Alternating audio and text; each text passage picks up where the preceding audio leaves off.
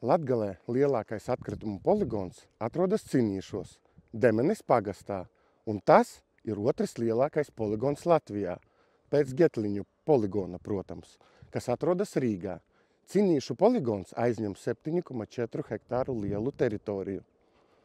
Šurp tiek atvesti atkritumi no Līvāniem, Prēļiem, Ilūkstes, Daugavpils, Dagdas, Krāslavas un Demenes.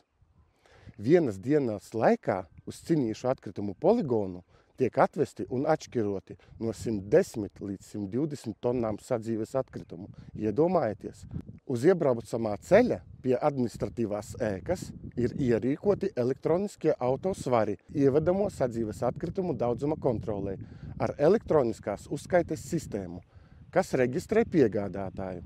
Piegādāto atkritumu veida identifikācija tiek veikta balstoties uz piegādātāja sniegto informāciju, gan arī veicot vizuālo kontroli.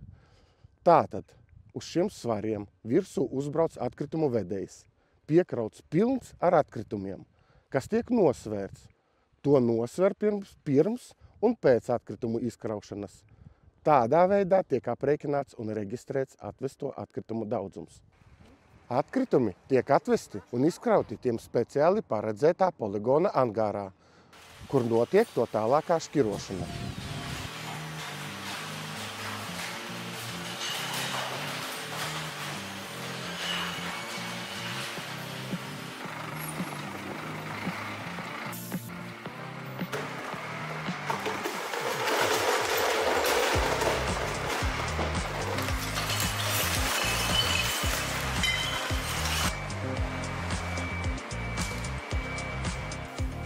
Frontālais iekrāvējs ar pacēlāju savāc atvesto atkritumu masu un izber to lielā konteinerā,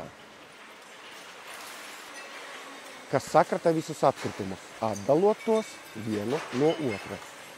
Starp atkritumiem ir atkritumi, kas atrodas sasietos maisos. Lai tos varētu dabūt ārā, tie iznāk cauri maisiņu plēsēja nodalījumam. Tas savukārt saplēš maisus, no kuriem izbirst viss to iekšējais saturs.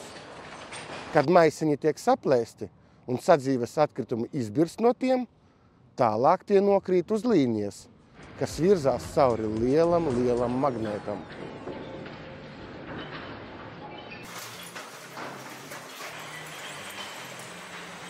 Šis magnēts ievelk sev klāt visus metāla izstrādājumus, buņģiņas, korķīšus, nagliņas, skrūves un tā tālāk. Tādā veidā no nesašķiroto atkritumu masas tiek atdalīti visi metāli, jeb ferrumi. Nākamais posms, kur nonāk atkritumi, ir sava veida siets, kas ir pilnībā sacaurumots. Šādus caurumus vēl sauc par šūnām. Vienas šūnas diametrs ir 8 centimetri, un tas vajadzīgs, lai caur šim šūnām izbirtu ārā visa smalkā frakcija. Kā tas darbojas?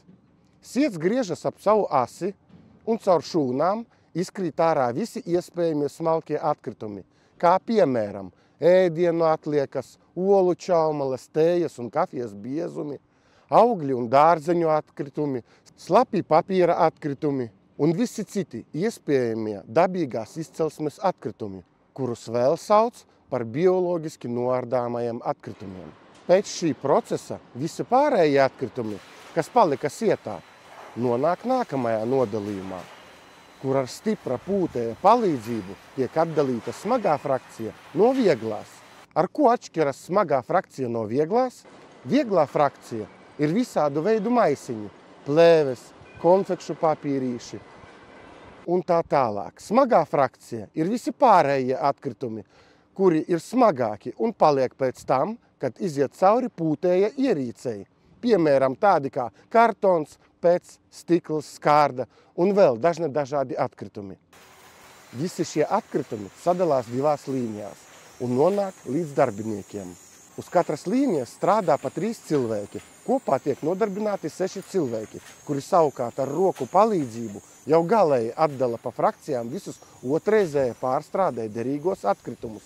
Tādus kā kartons un papīra izstrādājums, skārda, iepakojums, stikla pudeles, PET, plasmasas pudeles, un HDPE, kas ir visbiežāk sadzīves ķīmijas iepakojums, tāds kā šampūna pudeles, trauku mazgājumie līdzekļi, jogurta trauciņi un tā tālāk.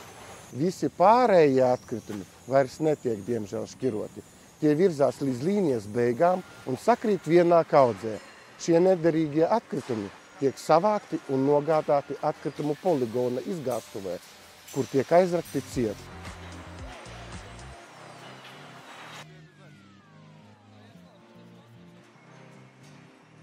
Un beigu beigās, kad visi atkritumi tika sašķiroti un katrs šo atkritumu veids atrodas savā nodalījumā, tad šie sašķirotie atkritumi var droši doties uz preses iekārtu.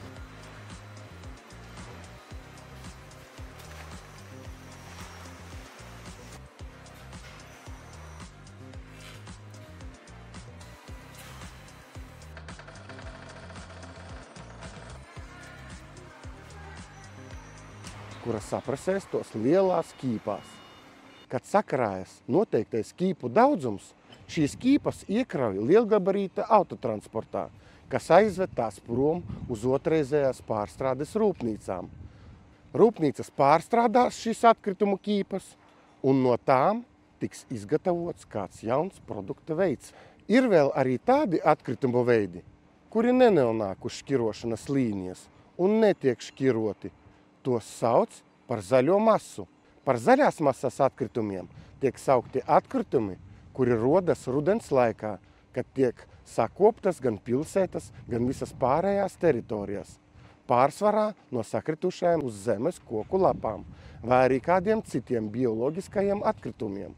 Šos atkritumus savāc un uzglabā atsevišķi, lai tiem pārtrūdot tiktu iegūts komposts, kurš noderēs nākotnē lauksaimniecības darbos. Būgruži.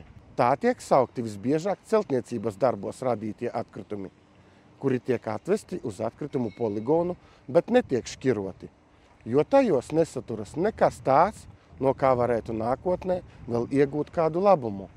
Tie uzreiz tiek nogādāti apglabājamo atkritumu laukumā un aizrakti ciet.